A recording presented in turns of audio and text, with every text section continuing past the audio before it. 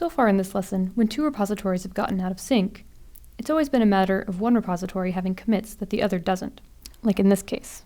But what if both repositories have new commits reachable from the same branch? What do you think would happen if you pulled, or pushed, in this case?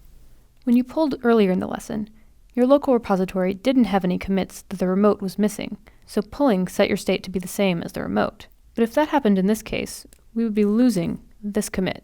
So what really happens when you pull a branch?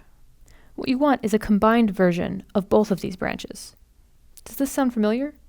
What you really want to do is merge the local and remote versions of the branch. We'll get into the details of how that works soon, once you actually have some changes in both repositories to incorporate. For personal projects, this would only happen in practice if you were working from multiple different machines or made some edits directly on GitHub and others locally. The more common reason for an issue like this to come up is when you're collaborating with others. Caroline and I will demonstrate collaboration, but unfortunately, we don't have the time to directly collaborate with each of you.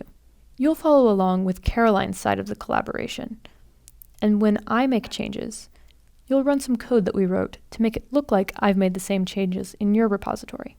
We'll give instructions on how to do this when the time comes. First, you'll make a quick change to one of the recipes locally. After this video, you'll see some instructions for doing so.